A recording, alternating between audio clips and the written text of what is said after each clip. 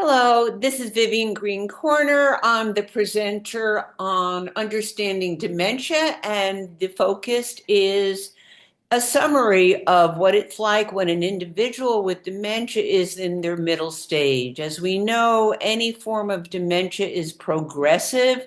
So, unfortunately, anybody who's diagnosed with an Alzheimer's or vascular dementia, it's just going to get worse, and they're not going to be able to do their daily functioning independently. And there's some other issues that I just want to summarize for you. So, in middle stage of having a form of dementia, the person really does need assistance, not just reminders. There's a need for assistance and for prompting. Because in early stage, the individual really is much more passive, less interested in social activities. They can get easily distracted. They can't focus on one thing if there's noise, for instance, in the background. Um, they have issues with communication. They can do their personal care, but they do need your supervision and your monitoring. Otherwise, they can miss steps. They can do things like shampoo their hair, but forget to rinse the shampoo out. They will do things but miss a step. That always questioning where, what, why are we doing this? Even though you have answered the question, those questions will continue to be repeated. It's not as if they didn't hear it. They can't retain that information. And finally, they just if they forget something, they can't kind of go back and retrace their steps. I wanted to focus specifically to summarize a couple of issues that are really happening in that second middle stage as the dementia progresses. And the first one is an issue of their memory loss and confusion. They're going to now forget their name, sometimes at least their address or phone number. They might confuse family member names. Um, they won't necessarily recall any information, maybe something that happened yesterday. And they have trouble understanding what you're saying. It's not a hearing problem, they just aren't getting it. So, when it's an issue of memory loss or confusion, I wanted to share a couple of tips. It's fine if they forget information. You can give them a friendly reminder. It's not a problem to offer that information.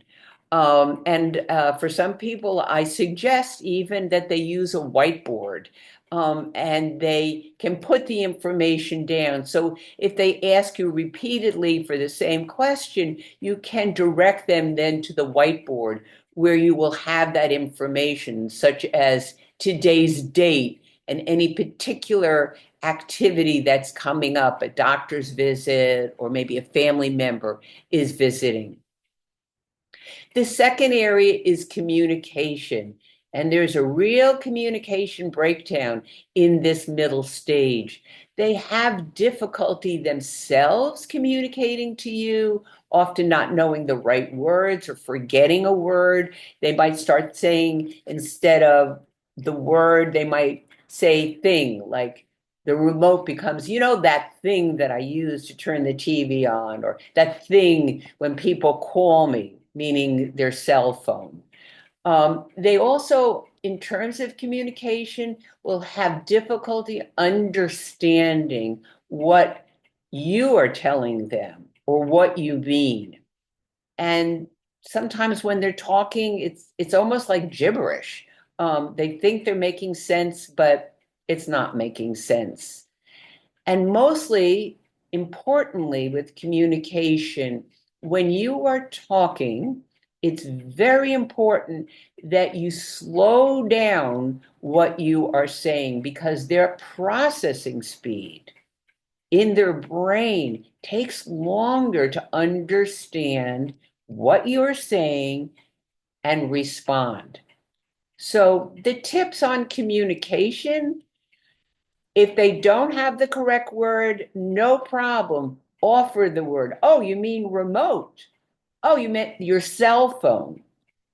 Speak in one short sentence, not as an example, two sentences would be, um, here's your lunch, sit down. What you want to say is, please sit down. And once they sit down, here's your lunch. Pause. Would you like a glass of water? It's not these three sentences, sit down, here's your lunch, do you want water? You have to say it in very short, simple sentences. And if you're not sure what it is they're saying, you can always say, oh, do you mean you want the remote? You can say that as many times as you need to. So they're not getting frustrated because they can't find the right word to tell you what they want. Do you mean? When you talk, don't talk fast like this. Talk slowly and in a low tone, slower than you would talk normally, because it takes them longer to process what you're saying. So, as an example, if you said to them, would you like tuna fish or pizza? They might look at you, not answer, and 2 minutes later go, pizza. And you're saying, why are they saying pizza now? Keep in mind that their processing speed in their brain is going to take longer. Another area is that they're going to start having difficulty with their daily tasks. They're going to forget, how to use um, devices. They're going to miss steps to complete a task, as I mentioned, in terms of, they might use the toothbrush, but forget to put the toothpaste on. They might go to the toilet, forget to wipe themselves. They miss a step that's required. They can't do any medication management at all. That's really going to be up to you to, present the pill in front of them with a glass of water or hand them the pill and show them that they need to put it in their mouth. That becomes very confusing to them. They're going to often be searching for items, losing items, and they might have some issues, not everybody, with eating well and drinking enough water. So, my tips for their difficulty with daily tasks include change things to a simpler device. If they're having difficulty with a remote control or with the phone, you can tape up areas that they don't need on the remote. There's some simple phones out that the family could get, not so complicated with so many buttons. Um, you can offer them a lot of guidance and reminders. So if they're taking a shower, you can remind them, oh, in a pleasant way, don't forget to rinse, or why don't you rinse a little bit longer?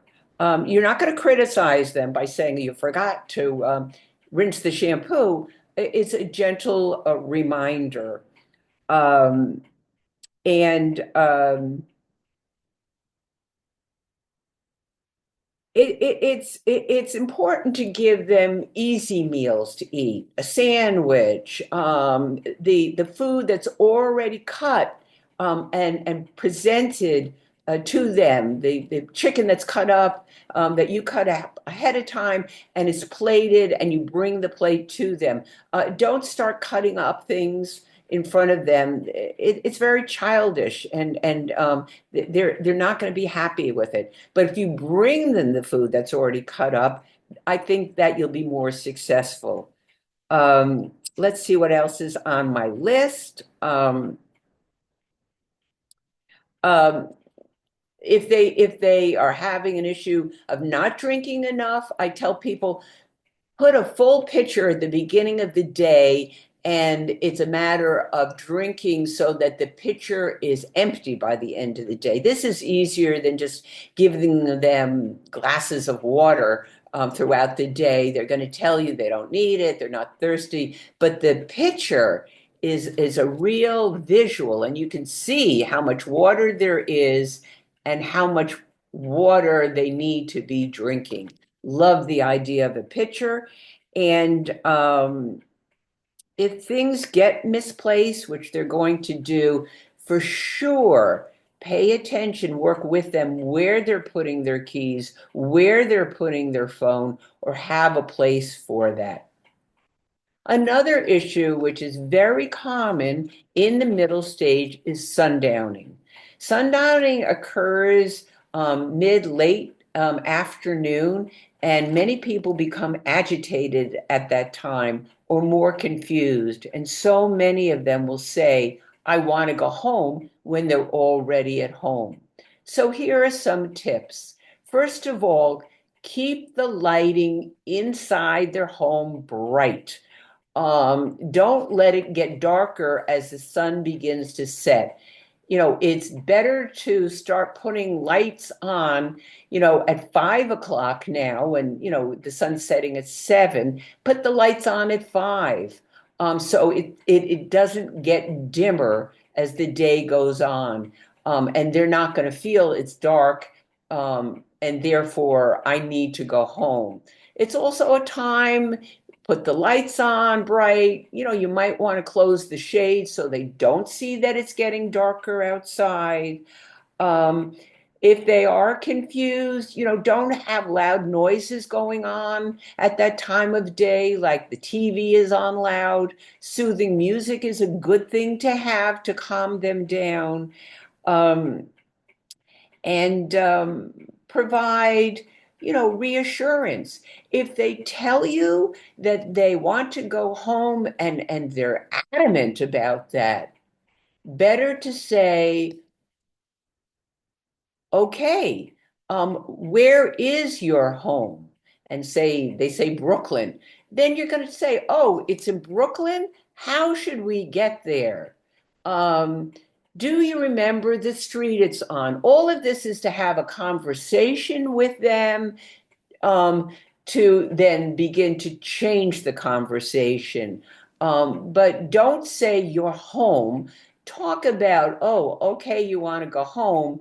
And then you might want to say, you know what, before we do this, I want to make dinner. And hopefully, eventually, they will get distracted. At that stage, middle stage, there are health concerns. There's more incontinence and constipation. There could be weight loss and weight gain, difficulty using their utensils, an increased risk for infection. So it's helpful if you can develop a bathroom routine, that you're toileting them throughout the day, even if they're wearing adult diapers. A lot of times they'll kind of want to eat junk food, more bread, more chips. You got to stay away from that. And maybe even stay away from 3 meals a day, but have many more smaller meals, and maybe that treat of ice cream or cookies or cake, in moderation. I wouldn't say deny it, but do it in moderation. If they're having difficulty with utensils, make smaller portions. Handheld food is so much easier than having to use a fork or a spoon. But if they need to use a fork or spoon, I suggest that you start putting the food in a bowl, and that way they can kind of manipulate what they want to the side of a bowl. It's easier to fork something or spoon something in a bowl than it is on a flat plate. Um, there can be a risk for infection. UTIs happen often at this stage because they're wearing a diaper, because maybe they're not, wiping themselves or allowing you to wipe them well. That can be an issue, and decreased mobility. They're not going to be walking around as much. With that decrease in mobility, it's very important that you start to, walk arm in arm till they're sitting on the toilet, till they get to bed, till they go to the chair. When they get out of the chair, you're going to lift them up and give them an arm and walk. Let them first, when they get up, let them steady themselves before they walk. Sometimes they have blood pressure issues. Better to just get up, stand up, in your mind, count to 10, and then have them walk. Mobility and fall is at a higher risk um, for all adults as they age. So, to conclude, how to manage challenging behaviors. Structure and routine throughout the day is important. Sometimes putting visual reminders, little posties on things, will remind them where the utensil drawer is, because you want them to do things with you. You don't want to do things for them all the time. They're not children. You can engage them. Keep their communication simple, as I said. You want to prompt before you take action. Before you provide care, tell them verbally what you're about to do, or even physically, stroke them. So, for instance, if you want to help them comb their hair, the first thing you might want to do is like just put your fingers through their hair if they allow you. Tell them what you're going to do first. I'd love to touch your hair. It's beautiful. You run your fingers through and then show them, I'm going to use your comb or your brush now. All of those are verbal prompts and physical prompts. So they're not startled if you approach them and suddenly brush their hair when their brain is not expecting it. When you relate to them, please relate in front of them and whenever possible at their eye level. Even if it means you're pulling up a chair, all relating should be at their eye level. Um, Most importantly, two things. I know you want to get your job done. I get it, but not everything can be accomplished on your time frame. So you need to be flexible. Maybe they're not going to shower when you think they should. Maybe it's an hour or two later, or maybe the next day. Dementia requires for you to be flexible. And it's not as if you're not trying to do your job, but you have to take into consideration who you are providing care to. So please allow yourself to be flexible with the work that you need to do. Some of it will be accomplished and some need to be put off to another time or another day. And when you are engaging, not managing, but engaging people with dementia, please, everything they do, you want to thank them, you want to compliment them, you want to praise them. It's work for them, and you want to show that you appreciate them. And if it's appropriate, give them a hug. Hope these tips are helpful. Again, this is in working with clients who are in middle stage of dementia.